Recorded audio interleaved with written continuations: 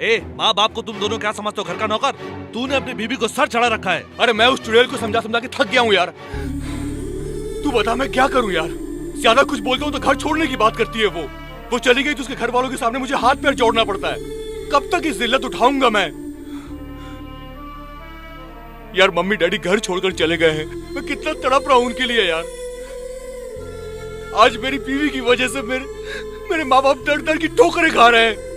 मैं तुझे क्या बताऊं करण, ऐसा लगता है मैं कहीं जाकर खुदकुशी कर लूं।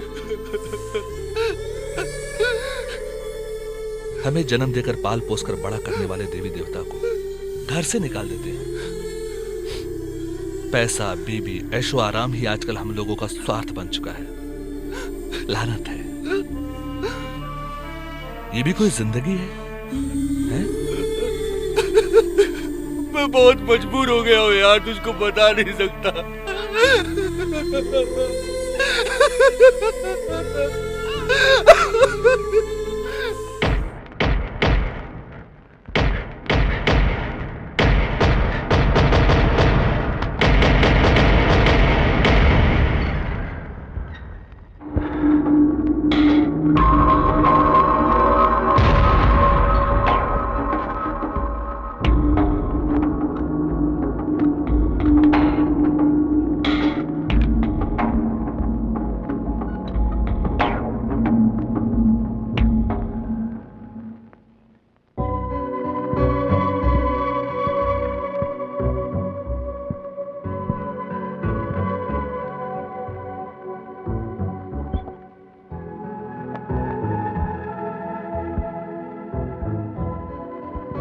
दिल बहुत घबरा रहा है डैडी।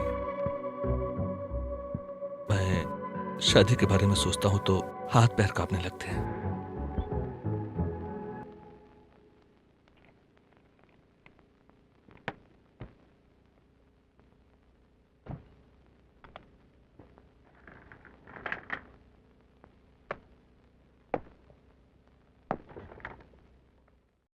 इस वक्त आप टीवी चैनल पर बहू बेटी प्रोग्राम में एक तेज तर्रार झगड़ालू बहू का रूप देखा। अब हम आपको एक अच्छे संस्कार वाली लड़की से मिलवाने जा रहे हैं जो इसी गांव की है। एक बड़े बिजनेसमैन के घर में पैदा हुई ये लड़की यहाँ के लोगों की जुबान पर एक मिसाल बनी हुई है। सिर्फ वो ही नहीं, उसका परिवार भी देवी देवताओं के समान है। अब हम आपको मिलवाते हैं कल्लौरी गाँव की माधुरी से। चलिए मिलते हैं।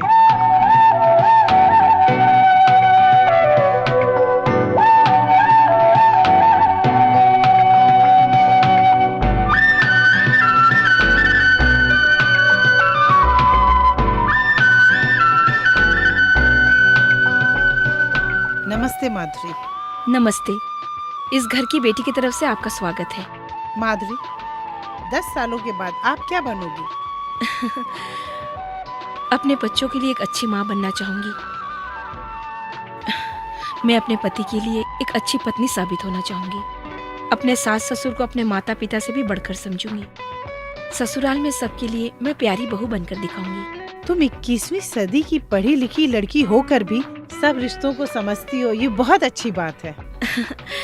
जो संस्कार घर वालों से मिला है उसी परंपरा को आगे बढ़ाऊंगी। ये मेरे लिए बहुत बड़ा काम नहीं है। जैसे फिलहाल आपने औरों के होते हुए भी ये जानने के लिए मुझे ही चुना। इसी तरह संस्कार घर से ही मिलते हैं। गलत रास्ते पर तो कोई भी चल सकता है, लेकिन उस गलती को सुधार कर सही रास्ते पर लाना ही समझदारी है। मैं भी यही कोशिश कर रही हूँ। अब हमारे शहर को ले लीजिए। 5 लाख से भी ज्यादा गरीब लोग यहाँ रहते हैं। 10 लाख अमीर लोग रहते हैं। 10,000 मंदिर और मस्जिद है। ये सब सुनते ही हम लोगों को कितना गर्व महसूस होता है। उसी तरह 4 लाख अनाथ और 8 लाख बूढ़े मजबूर रहते हैं, लेकिन इस बात पर हमें कोई फक्र महसूस नहीं होता। सब अपनी शान दिखाने को ही शान समझते हैं। लेकिन मैं ऐसी नहीं हूँ। हमें अपने साथ साथ औरों के बारे में भी सोचना चाहिए। माता पिता के बारे में, अपने संतानों के बारे में। एक औरत ही घर को बना के रखती है, और ये संस्कार हमें अपने बड़े बुजुर्गों से ही मिला है। जो अपने परिवार को खुश नहीं रख सकता, वो दूसरों को कैसे खुश रखेगा? तुम जो भी कह रही हो वो बिल्कुल सही है, लेकिन आजकल सास बहू का झगड़ा आम बात हो गई है। फिर तुम एक अच्छी बहू होने का सपना देख रही हो। ये कैसे मुमकिन है? ये तो बहुत ही आसान है। हर सास अपनी बहू को अपनी बेटी ही समझती है। उसी तरह हर बहू को अपनी सास को माँ समान ही समझना चाहिए। तभी घर में सुख शांति बनी रहती है। तुमने इतनी छोटी सी उम्र में घर परिवार के बड़े बड़े लोगों जैसी बातें कर रही हो, ये तुमने कहाँ से सीखा? ये सब मैंने अपने घर से ही सीखा है। अपनी फैमिली के बारे में बताइए ना। बताने से समझ में नहीं आएगा, रूबरू होना पड़ेगा। हमारा घर धरती पे स्वर्ग जैसा है। ये रहा हमारा स्वर्ग जैसा घर, आनंद विला। हमारा घर सिर्फ रेत, ईंट, सीमेंट से नहीं बना है, और भी बहुत कुछ से बनाया गया है, जैसे कि ममता, प्यार, खुशी, सम्मान, इन सबको मिलाकर बनाया गया है। ये है मेरे दादाजी शिवनायक। ये हम सबके लिए एक देवता समान इंसान है। बहू रानी, हाँ पापा। फालतू में बत्ती जल रही है, उसे बुझा दो। ठीक है पापा, मैं देखती हूँ। थोड़ा ध्यान रखो। ठीक है। अरे ये बच्ची क्यों रो रही है? इसने अपना खिलौना तोड़ दिया है और नए खिलौने के लिए जिद कर रही है पापा। ठीक है तो ला के दो ना। ठीक है पापा। बिना मतलब का 1 रुपया खर्च नहीं करेंगे, लेकिन बच्चों की खुशियों के लिए हजारों रुपए लुटा देंगे। ये हैं मेरे दादाजी के गोद लिए हुए बेटे शिवराज प्रसाद। ये है मेरे छोटे चाचा शिवराम, और ये हमारे घर के सबसे लाडले हैं। घर का और बाहर का सारा काम ज्यादातर यही देखते हैं। और ये हैं मेरे बड़े चाचा शिव शंकर जी। ये हैं हमारे घर के मास्टर जी। क्यों रे नालायक, तेरे मार्क्स बहुत कम आए इस बार। मार खानी है क्या? पढ़ाई में दिल नहीं लगता तेरा? हैं? अरे रो क्यों रहा है? मार्क्स कैसे कम आए तेरे? पढ़ाई करनी है कि नहीं? अरे बोलना, बोलना पड़ेगा कि नहीं? क्या हुआ बेटी, कहाँ ले जा रही हो? दिन भर खेलता रहता, पढ़ाई नहीं करता। मार खानी है तुझे? दूं एक? क्या वो जवाब क्यों नहीं दे रहा? क्यों चिल्ला रहे हो? पापा वो ये क्यों रो रहा है? कुछ नहीं पापा, इसके मार्क्स बहुत कम आए, इसीलिए मैं इसे डांट रहा था। ये है शिव प्रसाद जी की बीवी शारदा देवी। हमारे यहाँ सिर्फ इंसान को ही नहीं, जानवर, परिंदे, सबको समान रूप से प्यार मिलता है। ये है शिवराम जी की बीवी उमा देवी। ये है शिव शंकर की बीवी मेरी बड़ी चाची। इन दोनों का काम है पूरे रसोई घर को संभालना। और ये है मेरे पिताजी शिवराज जी। इनका काम हमेशा बाहर का काम संभालने का होता है।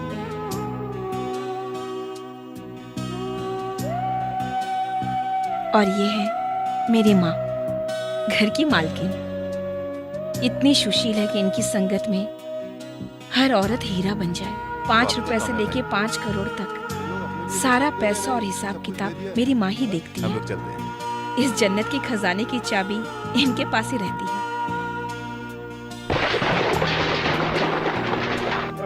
ये है मणि भाई, हमारे घर का काम काज संभालते हैं। यह है कमला दीदी, मणि भाई की धर्मपत्नी।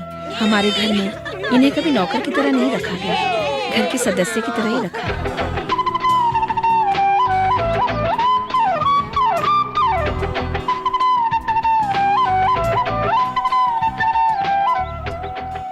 और ये हमारे घर का हीरो शिव प्रसाद जी का बेटा मोहन। हमारे घर का सबसे लाडला इंसान है। पढ़ाई लिखाई में बहुत अच्छा है, इसलिए ऑस्ट्रेलिया जा रहे हैं पढ़ाई करने के लिए। इसके साथ हमारे घर के सारे बच्चे हमेशा मौज मस्ती करते रहते हैं।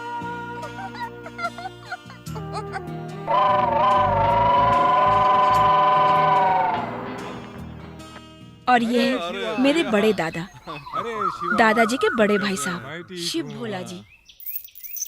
बहू मेरा बेटे को लेके अब अलग रहने जा रही है। अब मुझ जैसा बूढ़ा क्या करेगा?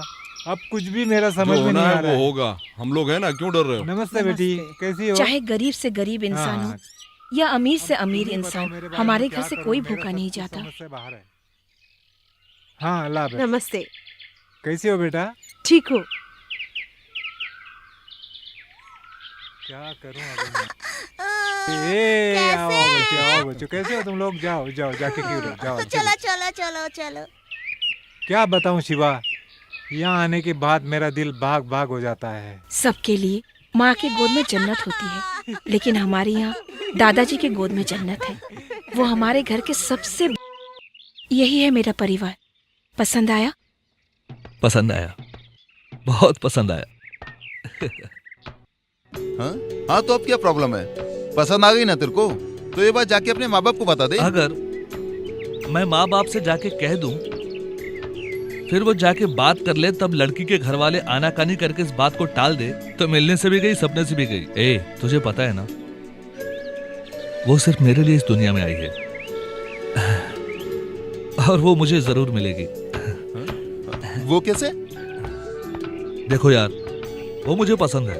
हाँ ठीक है, लेकिन मैं भी तुझे पसंद आऊं। तो क्या प्यार करोगे? कोई तो रास्ता होगा। अब प्यार करके शादी करने में कोई बुराई नहीं है। अरे आजकल शादी से पहले सबको 10 बार सोचना पड़ता है। 10 बार सोचकर शादी करने के बाद भी कुछ ना कुछ प्रॉब्लम आ ही जाती है। पता है क्यों? क्यों? उनका मन नहीं मिलता है। मन मिलने के लिए उन दोनों में प्यार होना जरूरी है, लेकिन प्यार होने के बाद भी कामयाब होगा कि नहीं, ये किसी कुंडली में नहीं लिखा है मेरे यार। तो फिर अब क्या करें, ये तो मेरी समझ में भी नहीं आ रहा। ना तो तुझसे प्यार होगा और ना ही तेरी शादी होगी। तू अपना सारा काम छोड़ के एक लड़की के पीछे पागल क्यों है? अरे प्यार में ऐसा क्या रखा है यार? मुझे भी कुछ पता नहीं है यार। वो क्या है ना यार, प्यार का नाम लेता हूं तो मुझे कुछ होने लगता है। भले ही प्यार की शुरुआत लड़ाई से होती है, अंत में सब ठीक हो जाता है। उसमें तड़प है, इंतजार है, इसे प्यार कहते हैं। इसी से मुझे डर लगता है। चल यार, चलते हैं।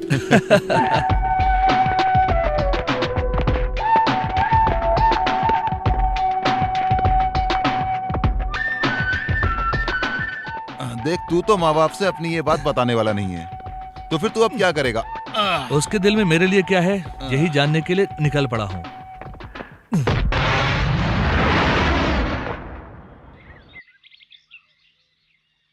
अरे ये तू कहाँ ले आया यार? अरे यहाँ तो हमें कोई भी नहीं पहचानता। तू क्यों घबरा रहे यार? इस संसार में कोई हमारा दुश्मन नहीं है, सभी अपने हैं।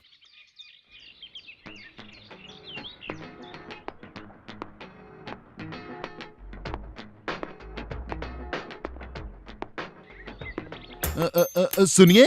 हाँ? थोड़ा संभल के, पैर मुड़ गया तो मोच आ जाएगी। ए, आएगा क्या?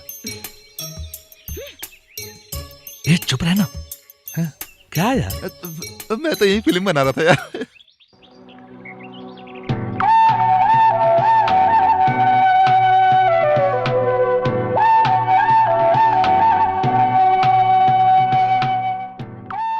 यही है क्या? जी हाँ। बहुत खूबसूरत है।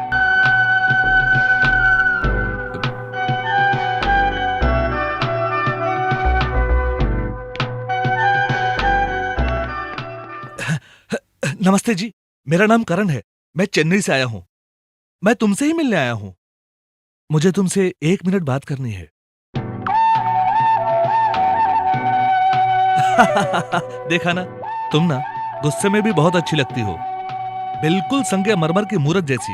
एक बार मुस्कुरा देती तो एहसान होता।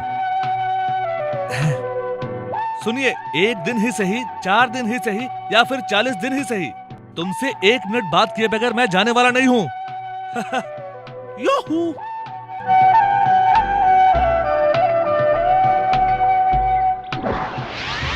अरे रुकिए रुकिए, मैं तुम्हारा इंतजार कर रहा था। मैं जानता हूँ तुम शर्मिली हो। वो क्या है ना, तुम सोच रही होगी कि मैं इससे बात क्यों करूं और इसकी बात मैं क्यों मानूं। ये भी सही है। सुनो सुनो, 1 दिन में 1440 मिनट होते हैं, उसमें से सिर्फ 1 मिनट मैं मांग रहा हूँ।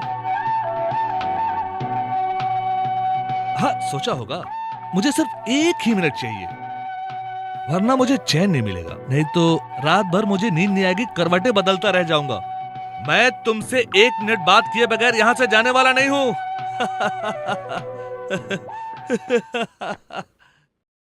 हाँ हाँ, मैं बोल रहा हूँ, करण बोल रहा हूँ। हाँ हाँ, भेज दूंगा भेज दूंगा। हाँ सलबा, हाँ मैं तलवार बोल रहा हूँ। हाँ हाँ ठीक है। मेरे लिए कर दे यार। हाँ ठीक है, भेज दूंगा। मुझे कल ही चाहिए। ओ ये बात है, जरूर भेज दूंगा। हाँ भेज दूंगा। भेज देगा ना?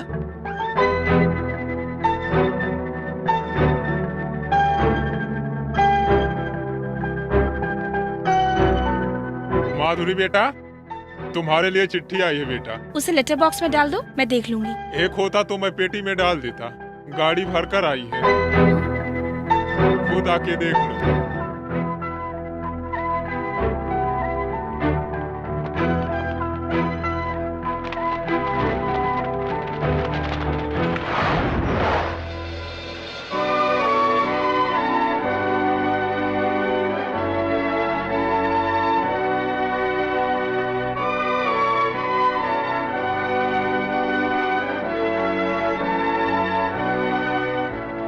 तुम्हारी जिंदगी में से 1 मिनट का वक्त चाहिए मुझे, करण।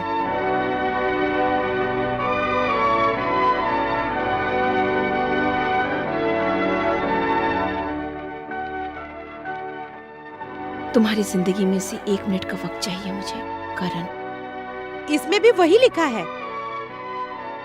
ये क्या, इतना लेटर किसने भेजा? ए, तू जरा 1 मिनट चुप रह सकती है? वो तुमसे 1 मिनट बात करने के लिए मांग रहा है।